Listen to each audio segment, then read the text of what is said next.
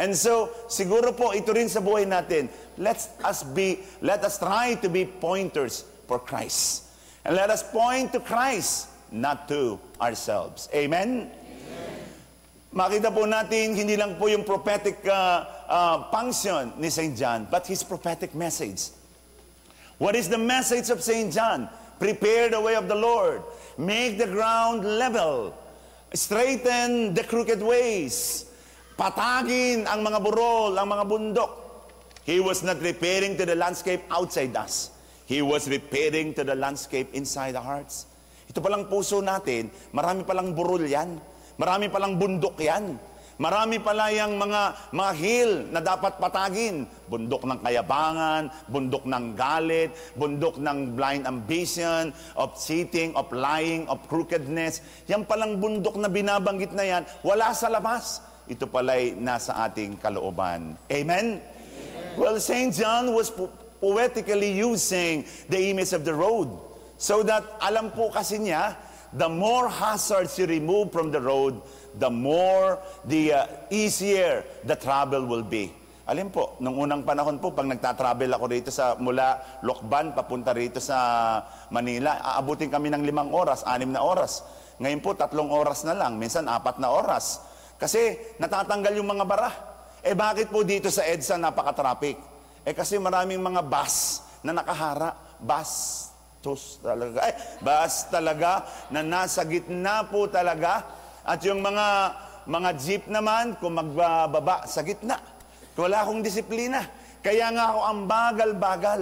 Pagkatapos yung construction naman natin, bungkal lang ng bungkal. Hindi naman tinatabunan. Tapos may nakalagay, kaya pala mabagal. Nakalagay, slow men working. Yun. Kaya pala, nakalagay, inamin na naman slow men working.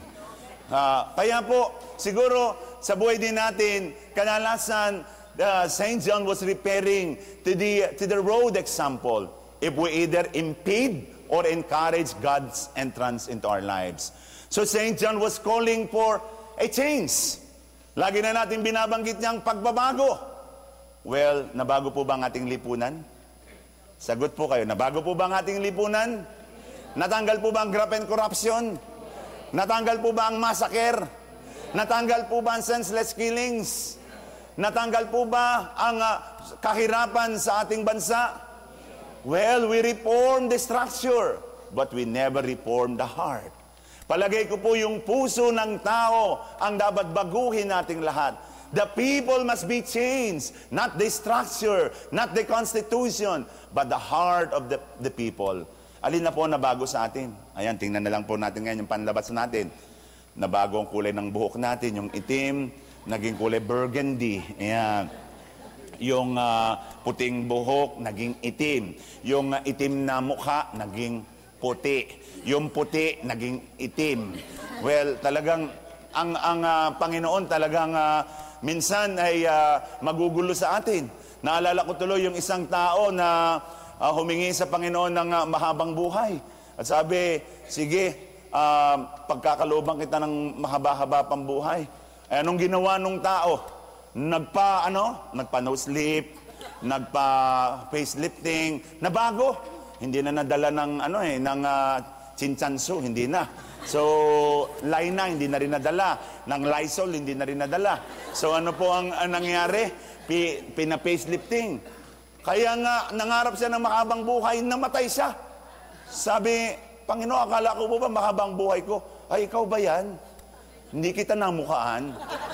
Binago mo kasi ang mukha mo Brothers and sisters, jokingly aside, nagpapalit po tayo ng damit. Nagpapalit tayo ng buhok, nagpapalit tayo ng skin, but we never try to reform and change the heart.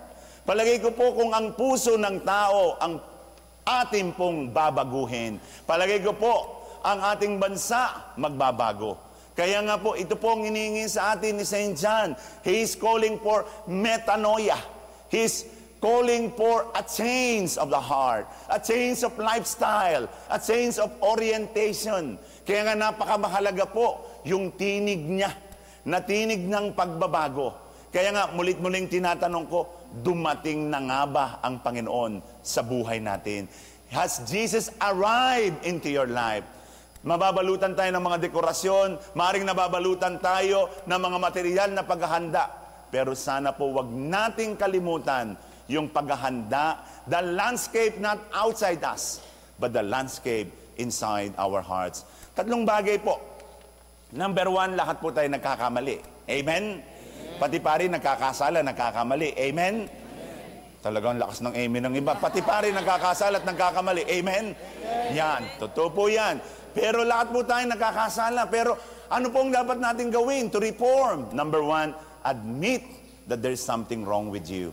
Aminin natin meron tayong nagawang palpak. Well, if I may ask you, sino po rito sa atin dito ang hindi pa nakakasala? Pakitaas ang kamay. At pumunta po kayo dito sa unahan at papasakan ko po ang ilong ninyo ng bulak sa ilong. Sabagat wala na kayong karapatang mabuhay dahil kayo'y santo na. Pero sino po naman sa atin dito ang walang nagawang kabutihan ni katiting? Lahat po tayo may nagawang kabutihan. Lahat po tayo may nagawang kapalpakan. We're in the pendulum. We're trying our best. Pero yung best natin minsan, pumapalpak tayo. Kung tayo pa yung nagkakasala, anong dapat gawin? Number one, aminin na nagkasala tayo. Pangalawa, believe that I can change for the better. Pwede ba tayong magbago? Pwede ba tayong lumapit sa Kanya? At pangatlo, find ways and means to change your life. Kaya napakahalaga po. Ako po ay tuwan-tuwa pag nakikita ko yung airport, pag nakikita ko yung mga dumarating, ako po ay minsan halos nakatira na sa airport. Dahil nga sa dami po ng biyahe, nanonood na lamang po ako doon sa mga tao doon.